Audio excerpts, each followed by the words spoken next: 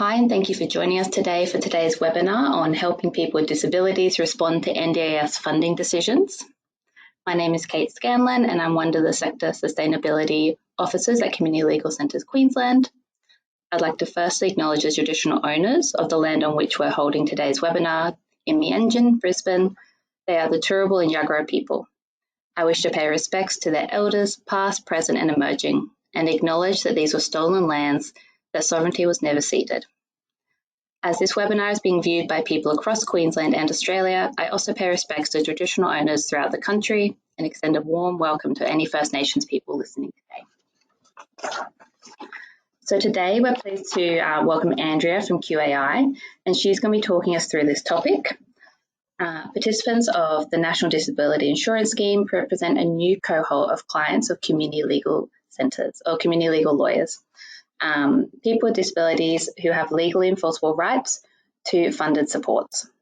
This webinar will outline the relevant laws, rules, and common issues of what practitioners can do to assist clients with NDIS processes, including their review rights at the AAT process and the AAT process, as well as tips and tricks for filling evidentiary gaps. So I'll let Andrea tell you a bit more about themselves when I hand over in a minute. Before I do that, I'll just do some quick housekeeping. So today's webinar is being recorded, and we'll have the recording available for download later today or tomorrow.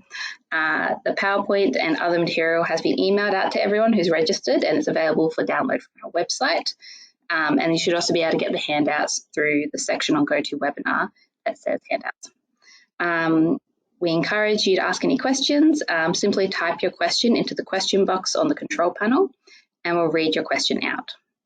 We'll hold questions until the end of the presentation, but feel free to type them in as you think. There will be some polls that Andrea will be running today, so please make sure you pop your answers in the polls as they pop up.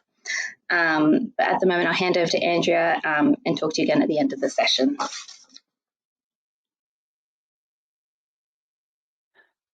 Thanks, Kate. Welcome everyone to today's webinar. I appreciate you all have busy workloads, so I'm glad you've been able to set aside an hour of your day today to learn a little bit about NDIS appeals. Before I begin, I would like to also acknowledge the traditional owners of our land, particularly the Bundjalung Nation, where I am presenting from in my home office today.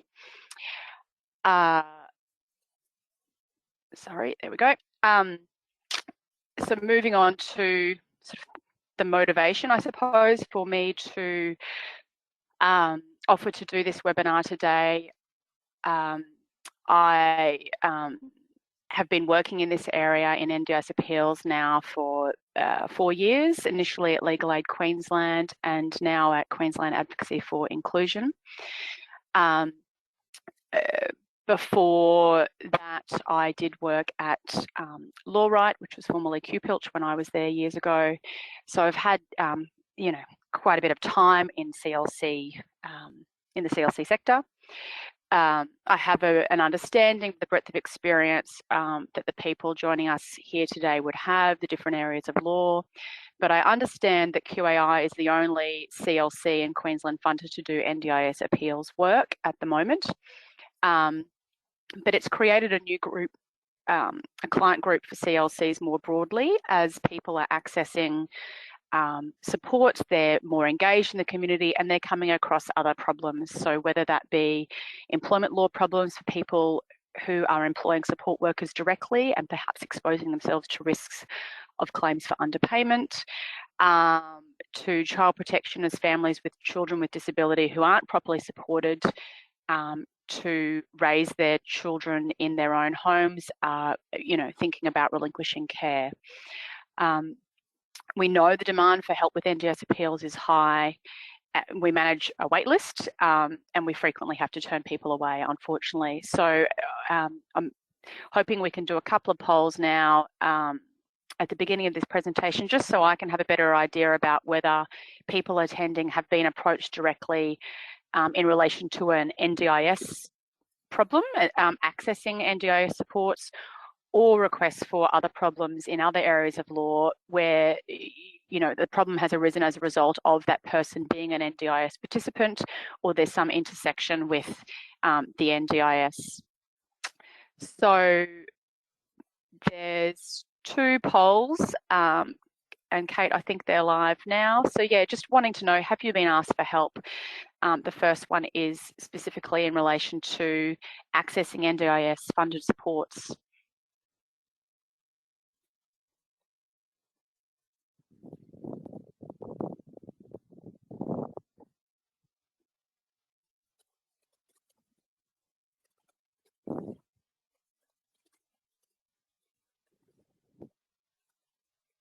Let's give a bit of time for people to answer those questions. Kate, is that people able to see the poll now?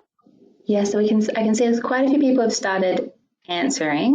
We've got about 3/4 of people have voted, so I might just give them a couple more seconds, and they should be able to share the results. Okay, thank you.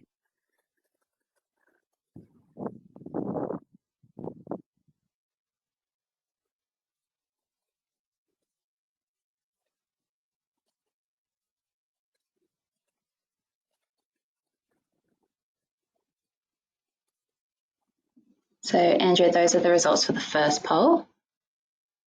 That should be up on the screen for everyone now.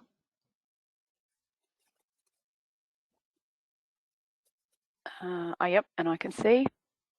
Yep, so there's a bit of a mix. A third perhaps no.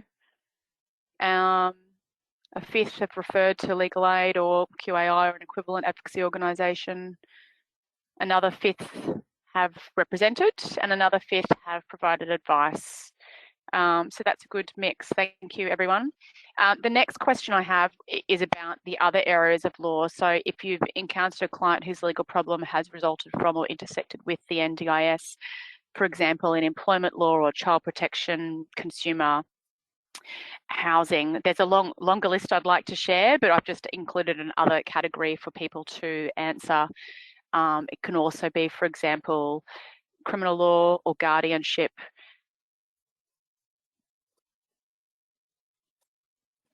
even personal injuries or compensation law. Great, and I can see we have almost 50% of people have now answered the poll. We've had a lovely, almost 90% of people answer the first poll, which is fantastic. We have so many people joining us today, but I'll close that one off in a couple more seconds and I'll put the results up. Thank you.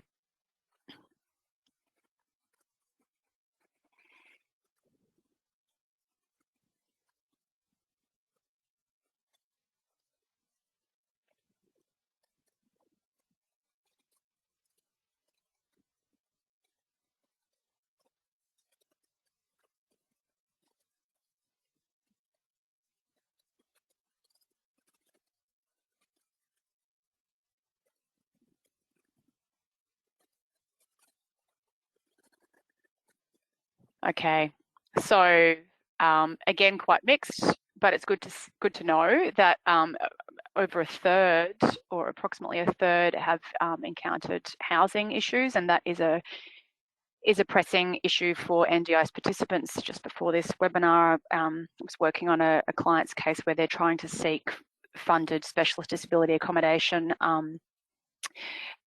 but they're currently in Department of Housing accommodation, and whether, it's the responsibility of the department to provide accessible accommodation or the NDIS to provide specialist disability accommodation is an issue in dispute, and a difficult one for a layperson on their own to navigate. Even for me as a lawyer who's been doing this for years, it's tricky. So that's interesting to see. There's over a third of people have said other, so I assume that's other areas that I suggested might be impacted as well. At 10% employment law, consumer law. We anticipate consumer law and employment law issues are going to increase as time passes, as NDIS participants engage support directly. They are exposing themselves to risks of claims against them. I'm not an employment lawyer, but I understand the basics. There's also consumer law issues where participants may be pursued for debts where there's maybe been some lack of clarity about service agreements and contracts for service in terms of what they have paid for and what service they've received. So there's I think the message I'm trying to share is that the NDIS is really broad reaching in terms of its impact on people with disability and also community legal centre lawyers. The demand for help to access NDIS funded supports really does outweigh the capacity of the currently funded advocacy organisations and legal aid commissions to assist. I've just shared a link in this slide to an analysis that QAI did last year of the trends in internal review decision making by the NDIA and then external review outcomes. Unlike other areas of law I've worked in previously, NDIS appeals, mostly I'm telling people they have a meritorious case.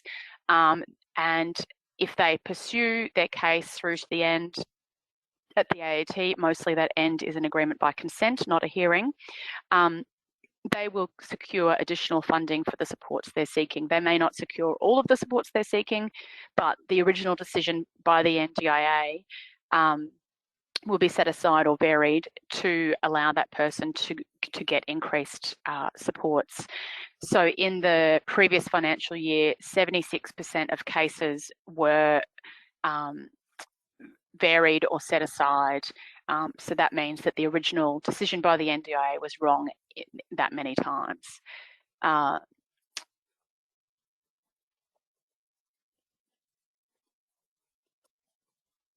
So the NDIS is now, the way for people with disability to get the help they need. And it is really good, I suppose, as a lawyer helping people with NDIS appeals, we only hear of the difficulties that people experience in accessing supports. And those people are coming across more hurdles and challenges perhaps than they did previously accessing supports through state-based schemes. The NDIA and the NDIS has received a lot of media attention over recent years, and the effectiveness of the NDIA's policies and procedures and processes has really come into question. It's definitely a work in progress. For people with disability and their families trying to support them, it's a very difficult process to navigate on their own. There's a power imbalance every time the NDIA is involved, responding to an application in the AAT. They have a lawyer and often they brief counsel. So there is that imbalance in the AAT. The advocacy organisations at the moment, there's 5 across Queensland that are funded to help in these cases. So it is concerning that in most cases that are meritorious, people don't always get the support they need to pursue those cases through to assert their rights. They get, burnt out or overwhelmed by the process and they withdraw. So I'm here today to share my knowledge, hoping that I can encourage some of you to help, even if that help is just a referral or provision of some basic information or fact sheets that I'll share at the end of this presentation. That will make a difference. Hoping that by the end you'll know what the relevant law is, you'll understand a little bit about the AAT NDIS appeals process, you'll know where to access our resources that we have only very recently published on our website that include templates for people to use to sort of fill gaps in their evidence, and also where to refer a client who needs more help than you're able to provide. I acknowledge that lots of CLCs are funded to do specific activities, and NDIS appeals would not fall within the scope of your practices. So the law, the NDIA and the NDIS are established under the NDIS Act. The Act sets out criteria for both access to the scheme and then the supports that will be funded through the scheme. I've got a little image there to show that the life of an NDIS participant, what they go through. They'll apply for access. They'll have a first planning meeting with a planner. The planner may make recommendations for certain supports to be funded within the person's plan. That plan gets signed off by a delegate of the CEO of the NDIA. And the plan, previously they all were 12 months, but now the NDIA are issuing plans for longer periods of time, like 2 to 3 years, where a person's support needs are unlikely to change. And at the end of that plan period, there's a review that's undertaken to check, does the person still need those supports? Do they still have the evidence to demonstrate that they need those supports? So the reviewable decisions are listed in Section 99 of the NDIS Act. 2 of those key decisions that cause, that are the most work for us, that are associated with 2 hurdles. The first is becoming a participant, so an access decision. The NDIA may say, no, you do not meet the criteria to a person to gain access to the scheme. And then the second decision that has review rights associated with it, a key hurdle, is the decision to include, some but not all supports within an NDIS plan. So those supports are set out in what's called a statement of participant supports. So the first hurdle about access, I am not going to go into detail about today, as most people who would be likely to be entitled to become participants in the NDIS now have got that access, as the NDIS has been rolled out across Australia. I want to note, though, that there's still a concerningly large cohort of people who may not even be aware of the NDIS, people in disadvantaged communities, remote or regional areas, who haven't had the support to apply for access in the first place. So we're still needing to help people that fall into those groups. But for the majority of cases, over 80% of our work now is about helping people review funding supports decisions. So that may be, for example, for someone with a physical impairment, a decision about providing funds to pay for them to be supported by a person coming into their home to help them undertake self-care activities like showering, etc. each day. It may be a decision about funding occupational therapy, home modifications or assistive technology, including, for example, power wheelchairs. It may be that the NDIA has approved funding for some of those supports that the person has set out that they need, but not all of them. So that is our supports decision that we'll be talking about today. So under the Act, there are a number of rules that are established. I've listed the key ones here. So there's the becoming a participant rules in relation to people applying for access to the scheme. Then once they are participants, the supports for participants rules become applicable. So those rules are about what the NDIA will fund. They go into detail about key terms within the Act. There are, which I will go into in a moment. There are reasonable and necessary support criteria that, for example, say a support won't be funded unless a person can demonstrate that it's value for money. So in the supports for participants rules, there's more detail about what does value for money mean exactly. What is reasonable to expect of families and carers to provide in terms of informal support. There are also general criteria for funding supports, and then more specific rules, for example, the Specialist Disability Accommodation rules and the NDIS Plan Nominee rules. If you just go to the legislation page under NDIS, you'll see there are a lot more rules that have been issued under the Act. There are also the NDIS operational guidelines. The NDIA often refer to in their decision making about whether to fund or not fund particular supports. Those guidelines aren't always reliable. They're not always consistent with the law, and despite our request to the NDIA to update them, they're not fast in updating them either. So unfortunately, there's material out there on the NDIS website when you go to these guidelines that actually is inaccurate, where the NDIA is saying, oh, we won't fund vehicles for people, or we won't fund transport except to a certain level. There was a case that went to the federal court, McGarrigle, and the federal court found that the cost of a support, once it's demonstrated it's required, needs to be funded in full by the NDIA.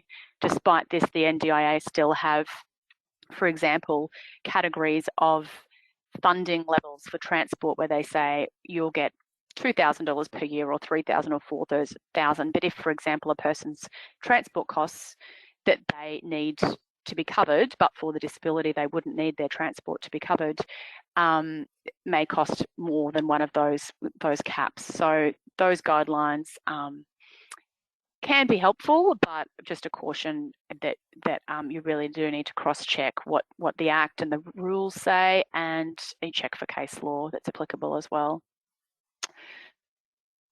So, it's a comparatively new area of law, NDIS appeals. There are only a handful of federal court decisions that have been handed down. Two of these relate to supports decisions, McGarrigle that I just mentioned, and Foster, which was just decided very recently. The links are in the handout, so hopefully you can access the full decisions. There are also approximately now 350 reported AAT decisions. These decisions concern access disputes, supports disputes. Also, a number of them are sort of interlocutory in nature, where they're concerning the jurisdiction of the tribunal. So the case law is still fairly limited in terms of substantive decisions that can be considered and apply in our work when we're advising clients. So the AAT, person agreed by decision, that's an internal review decision. They have 28 days within which to apply to the AAT for external review. Many cases have convoluted histories leading up to the filing of an application in the AAT. The NDIA's processes have slowly improved, but for example, previously a person may not have received an internal review decision outcome letter. It may not have been signed off by an appropriate delegate of the CEO.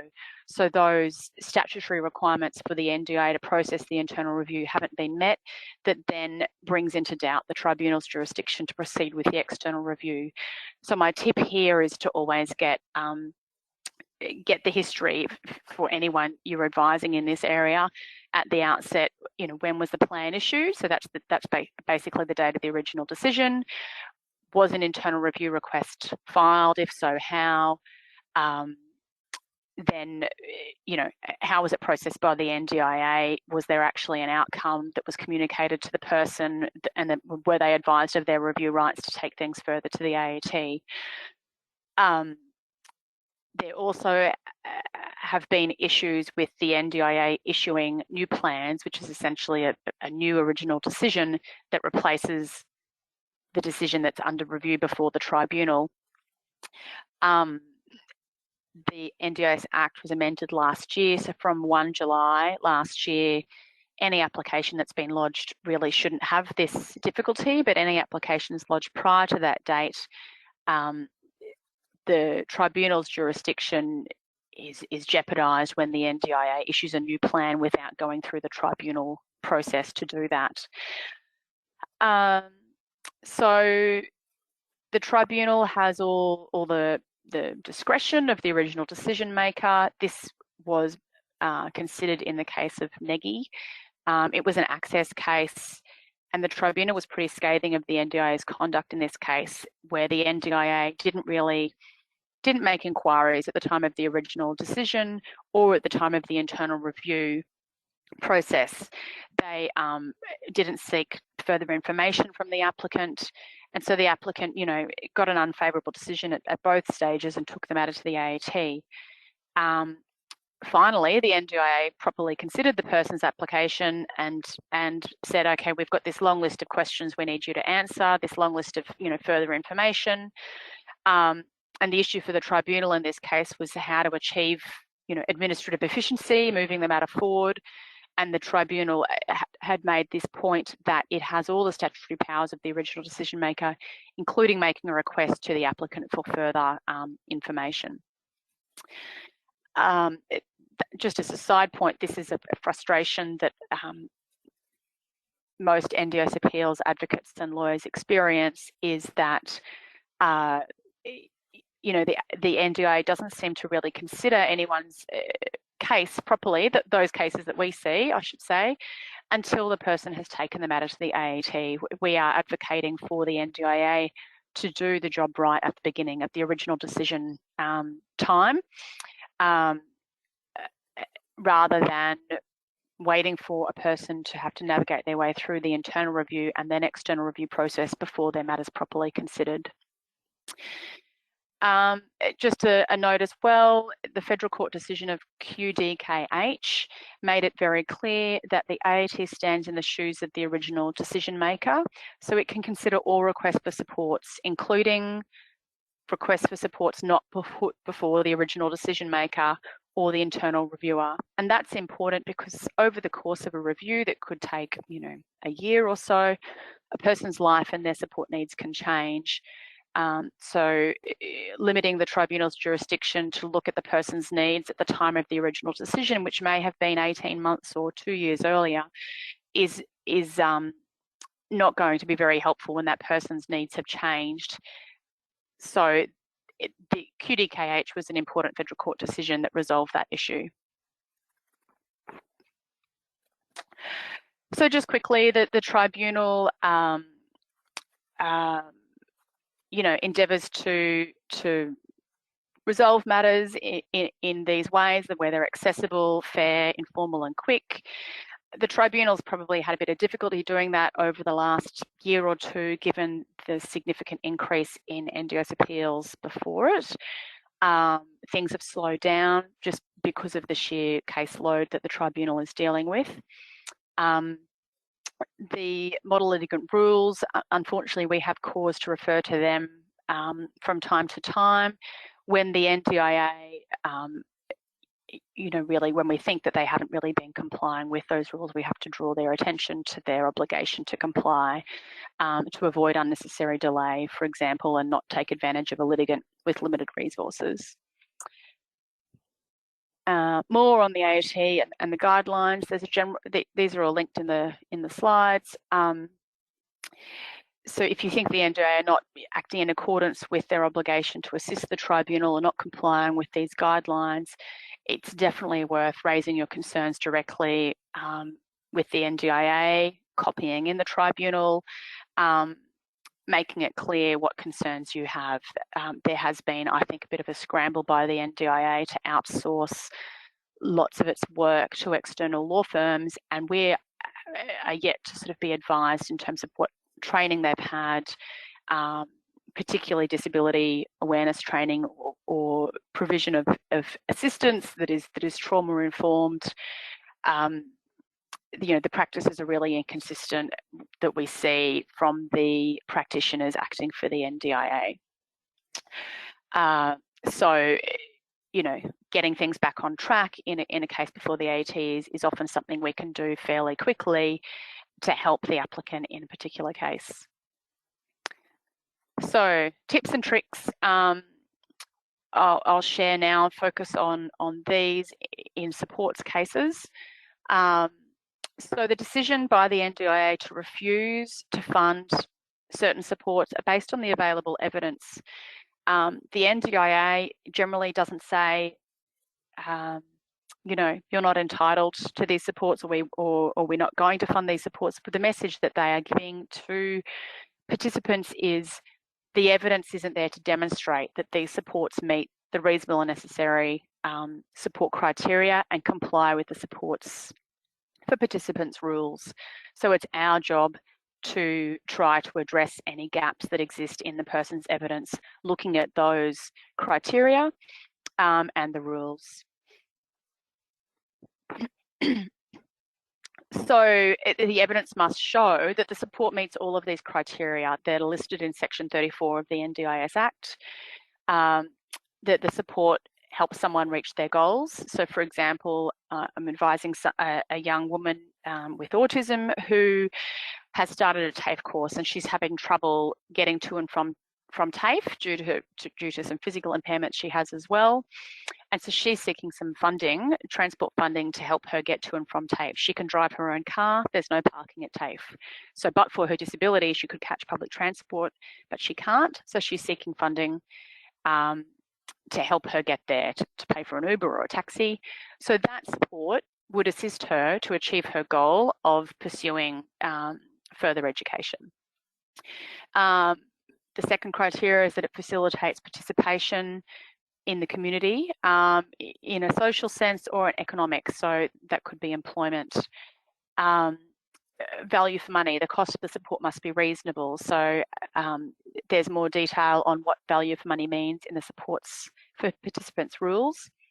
But the NDIA will look at what are the costs, what are the benefits, are there lesser expensive supports that could provide the same outcome, and if so, the NDIA are obviously obliged to fund just those lesser expensive alternatives.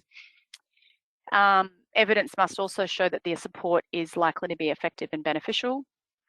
It is beyond what's reasonable for informal support, so that's family and friends to provide, and that it's the responsibility of the NDIS. So that means it's not more appropriately funded by another service or system, for example, health or education, or in employment, for example, that an employer ought to be making adjustments for a person.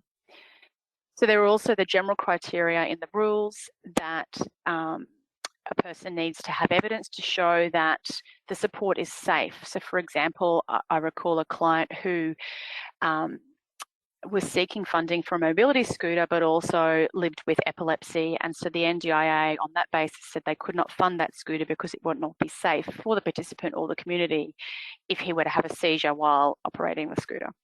I think then that progressed to find out that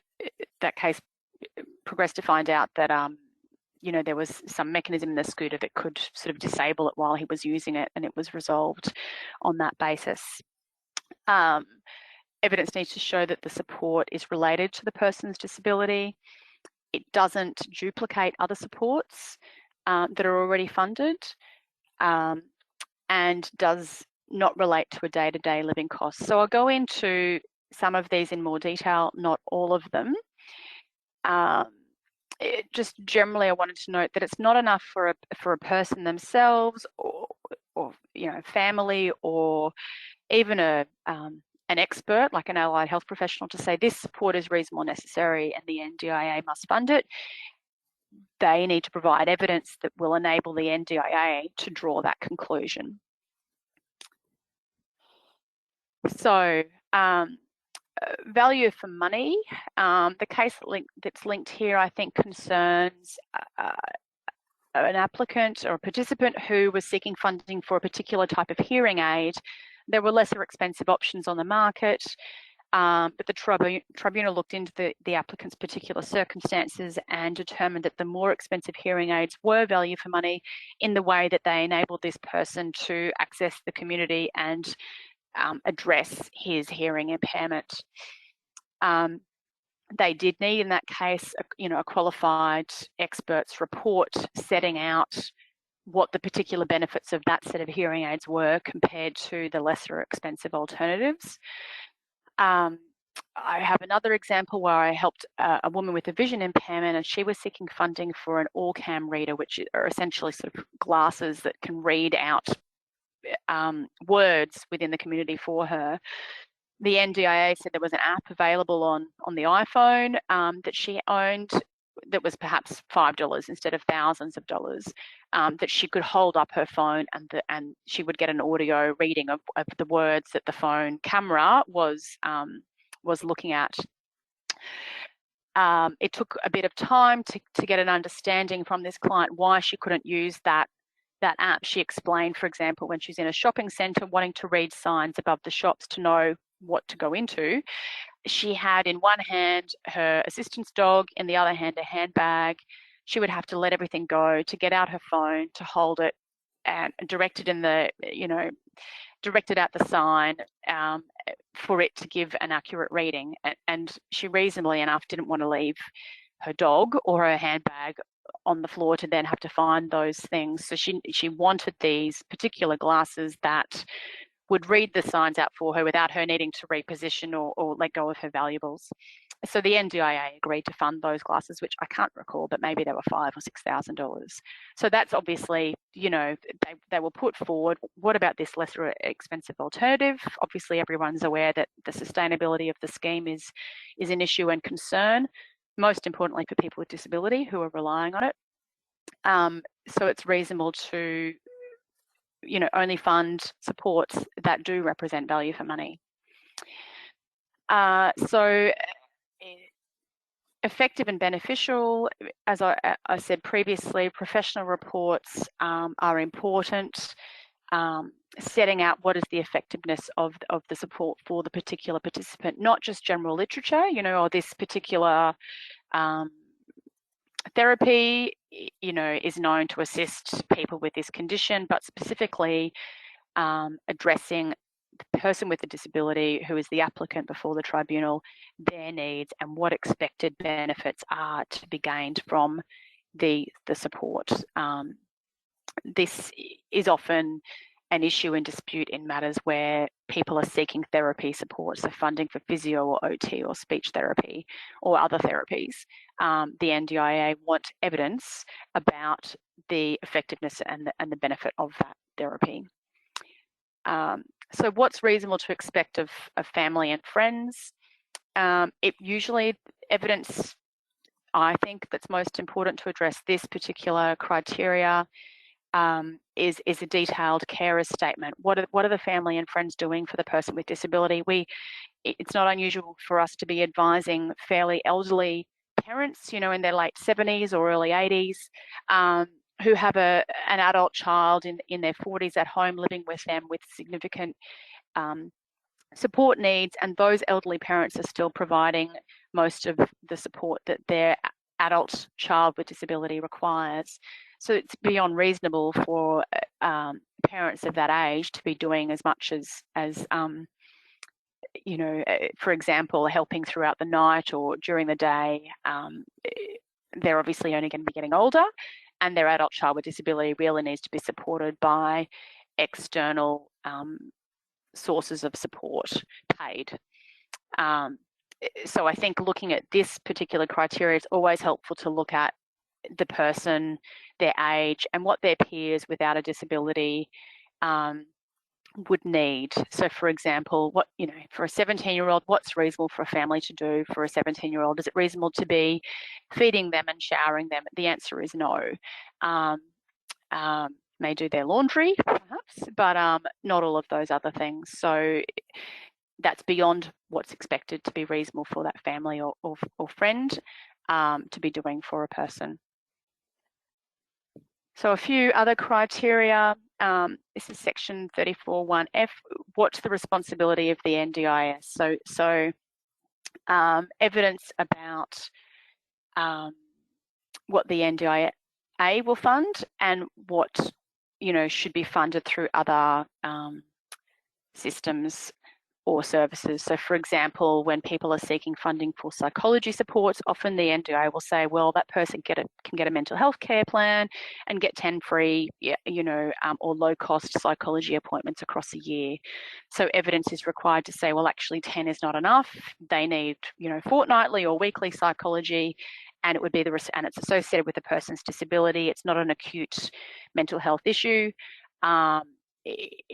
The support is needed to help that person in their day-to-day life, and therefore the argument put forward is that it's the responsibility of the NDIA to fund.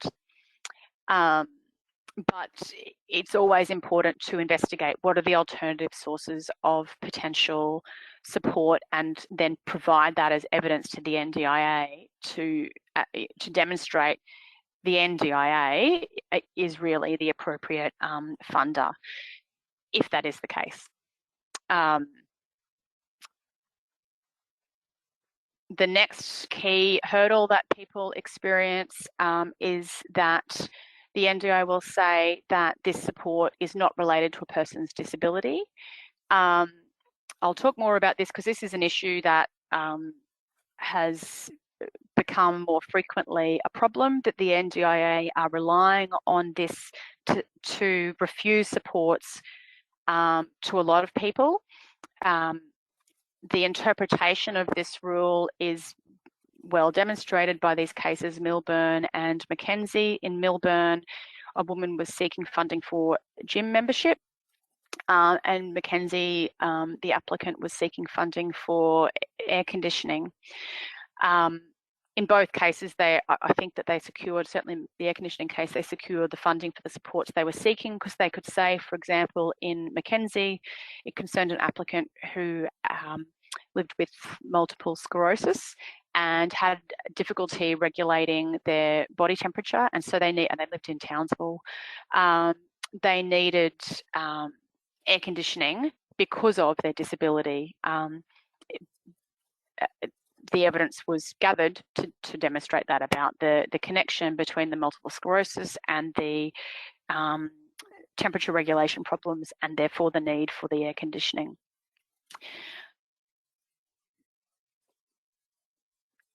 So just moving on, independent medical assessments got quite a bit of attention a year or so ago when there was a proposal or sort of policy that the NDI were trying to roll out, requiring everybody to have these independent medical assessments at significant expense and distress to participants. But they can be helpful. So where there are gaps in a person's case, it's not a bad thing to think about an independent medical assessment and approach the NDIA or be responsive to the NDIA's suggestion that an independent medical assessment may assist in the progress of the case. So the tribunal can't direct a person to participate in an assessment, but in the case of Andrews that was determined mid last year, the tribunal ordered a stay on the progress of a case until the applicant voluntarily submitted themselves for an assessment, where the tribunal was not in a position to make the correct or preferable decision in that case because there just was a lack of evidence, and that person really did need to have an assessment. Most commonly, these assessments are done by occupational therapists to confirm what the support needs are for the person. But there are things you can do to hopefully get the best outcome from the independent medical examination. Doing a desktop search on the proposed expert by the NDIA. If you're not happy with them, propose someone else. Are there questions you think, in terms of your assessment of the evidence, that you think that there are certain gaps and questions that the expert should be answering? You should feel free and certainly go ahead and ask the NDIA to include those questions in any briefing letter to the expert. I've done this in a number of occasions. It's not always embraced, but ultimately, really, the NDIA, if there's no particular reason for them to say no, they ought to include those questions because it's the party's responsibility to assist the tribunal to progress the case and to reach the earliest possible resolution. So if you've identified there's a particular gap in the evidence and a question needs to be answered, putting that to an independent expert is the common sense way to address it. So process at the AAT, be proactive to get things moving along. Because of the significant number of cases before the tribunal at the moment, there is quite a bit of time before what we call the first case conference, which is just a teleconference between the tribunal, the NDIA's lawyer and the applicant's advocate, if the applicant's lucky enough to have one. The issues will be narrowed at this case conference, hopefully, and an agreement reached generally about you know, what further evidence is required and when does that evidence need to be provided by. Often there'll be between, say, 3 to 5 case conferences, you know, across the duration of an AAT application, sometimes more. So the large majority of cases resolved by consent. Very few go to hearing, which is why we have very few AAT published decisions. The stats are there. For example, of 5,700 cases closed, only 145 went to a final hearing. There's a link on this slide to where you can find details of your client's case. That is a case that it hasn't been subject to a confidentiality order. So all children's cases are, so they aren't searchable on this database. But otherwise, dates of ADR processes and hearings and material filed can all be found at that link. So when you're lodging an application in the AAT, if there's any urgency, you know, an immediate pressing need for a person to access the supports that are requested through this process, let the tribunal know that.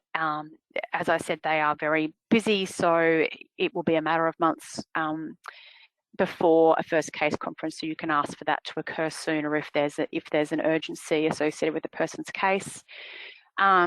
Otherwise, use the time before the first case conference to look at what evidence there is, look at the T documents, ask the client, are there more reports that they may have?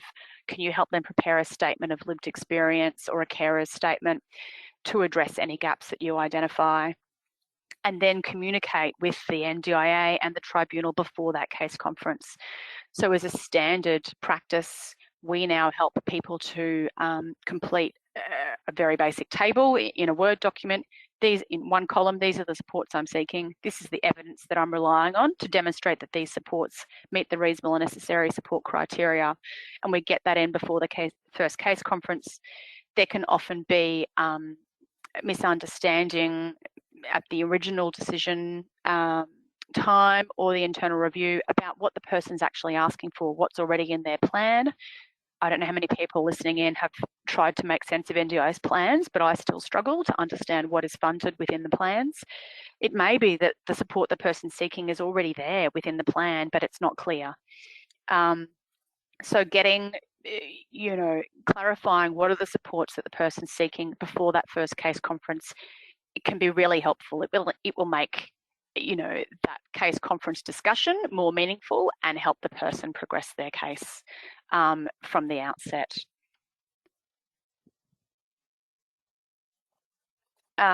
So having the T documents and the statement of issues, I didn't talk about that. The NDIA prepares a statement of issues setting out, as they understand it, what the supports in dispute are, what their position is in relation to those supports, for example, why they are refusing to fund them, and their suggestions as to what further information may assist in the determination of the matter. So getting in, I'll just go back, getting in first and confirming what are the supports in dispute, what's the evidence that's being relied upon, will help the NDIA prepare a better statement of issues to inform the discussion at that case conference. The statement of issues is often only provided a day before the case conference, sometimes even less time. During the case conference, you can have a discussion about the evidence and agree, as I said, on a timetable, preferably. You know, directions will be issued by the tribunal for the next steps.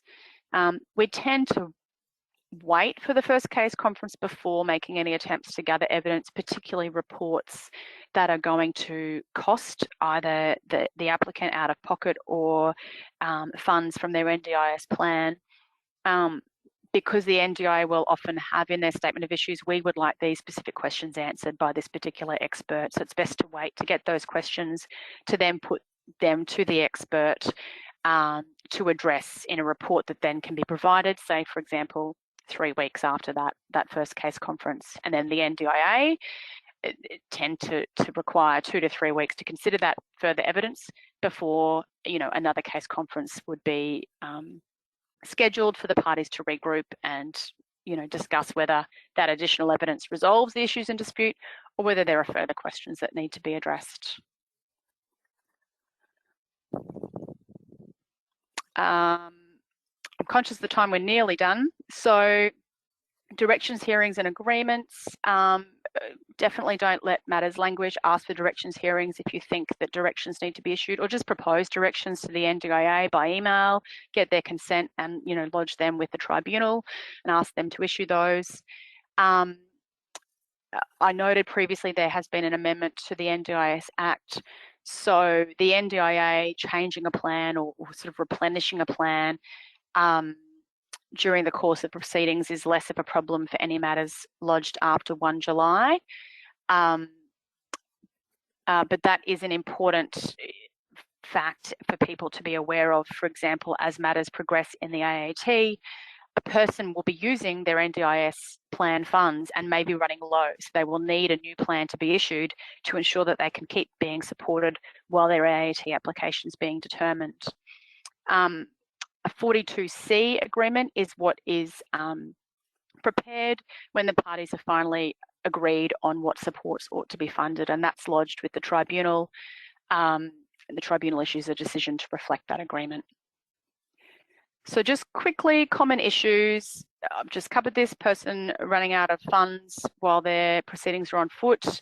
It really is simply a matter of letting the NDIA and the tribunal know and requesting for the plan to be reissued so that person can continue to receive support they need while the matter's before the tribunal.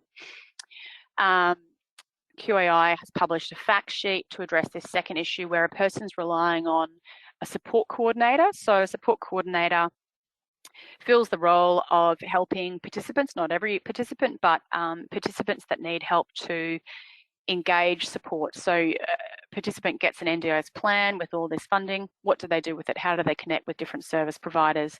That's the support coordinator's role. Often in the absence of an advocate, the support coordinator ends up helping the person through the tribunal process. So we prepared a fact sheet about that because really support coordinators, it's beyond the scope of their role.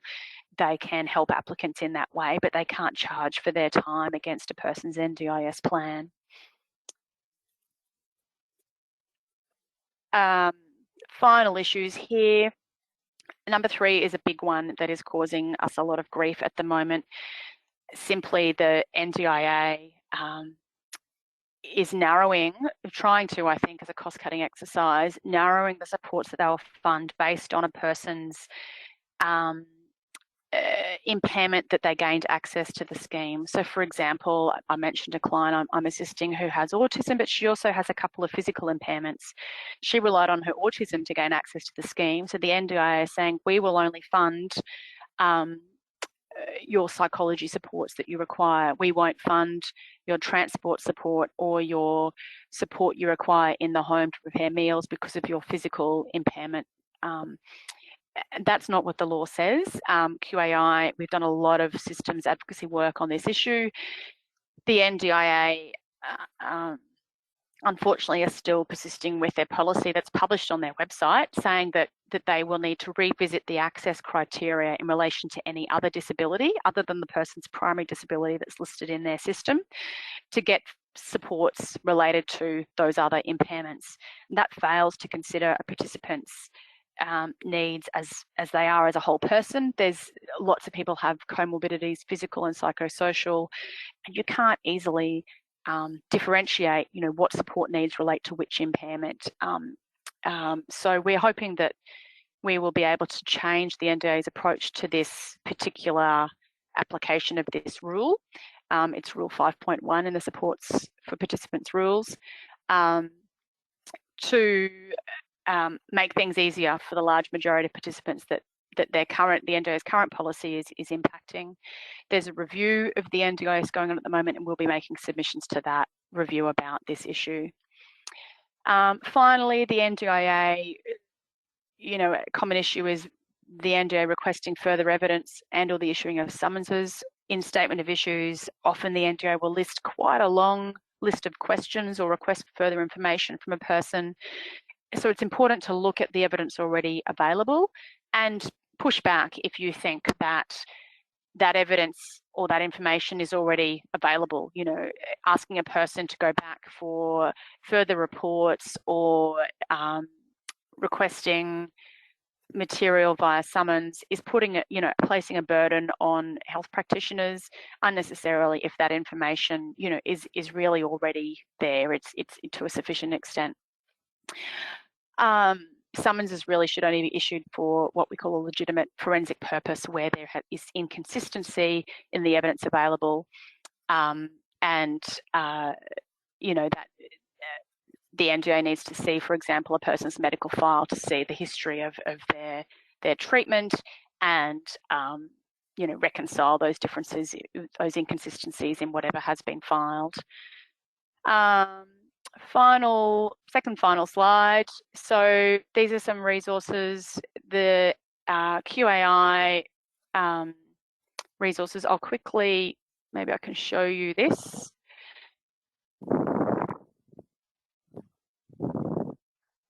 On the QAI website,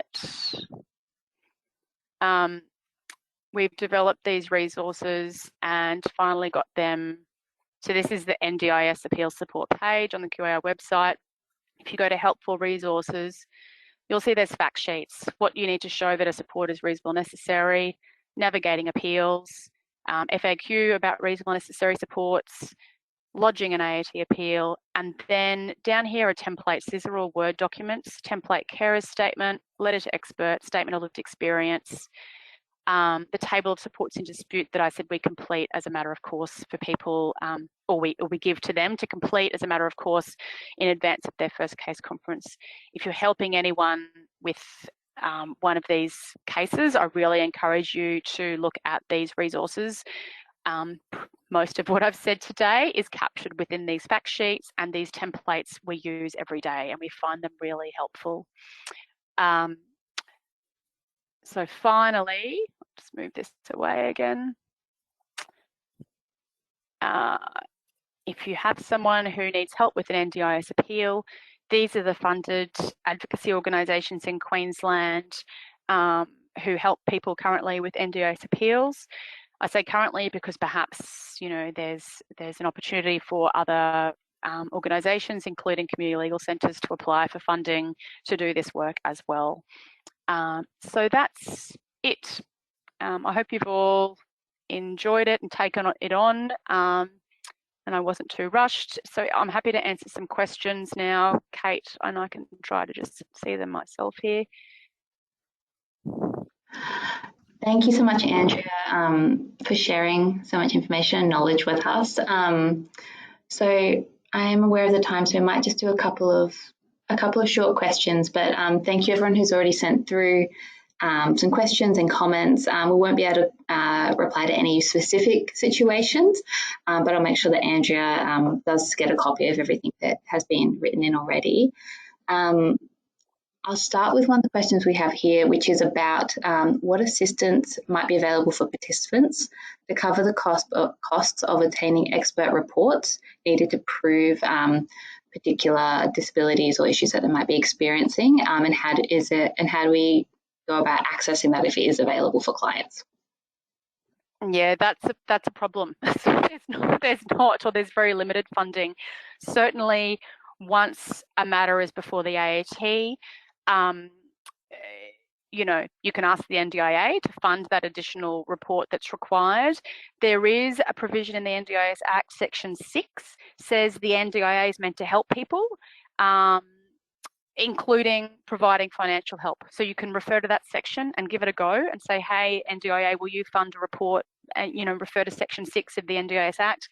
That's my best guidance I can offer. Unfortunately, that is a problem and an issue that we've brought to you know, the attention of various bodies to try to you know, raise that need, I suppose, within the community. Thank you. And just because of the time, we'll do one more quick question. So we have a question here regarding the intersection between when people have injuries based on a car accident as well as they already had a disability. So the question is that this person has a client who already has NDIS funding for multiple sclerosis. but then subsequently had a car accident and suffered other injuries. And there's this concern that some of these additional support needs may be seen as not being linked and arising from the car accident and not being supported by the NDIS. So I guess any comments about how these two systems intersect, Andrea? I know it's quite a few questions in a short space of time. Yeah, no, just all I would say, the acronym NIIS, I think it stands for National, I don't know what, Injury Insurance Scheme, and I think that applies to provide people with funded supports for anyone in a motor vehicle accident, perhaps up to 2016 from memory. So check that out. That's what I think you could get funding concurrently from both the NDIS and through the NIIS. Perhaps, certainly that's where I'd direct that person to have a look. Great, thank you so much. And again, thank you, Andrea, for your time and sharing your expertise with us today. And thank you everyone who sent through your comments and questions. Before you go, I'd just like to remind everyone to try and stay on and complete the feedback survey that will pop up on your screen once the webinar has closed. Your feedback helps us to continually improve our webinar program. We hope to see you at the next CLCQ webinar. But otherwise, thank you, have a good day, and bye for now. Thanks, Kate.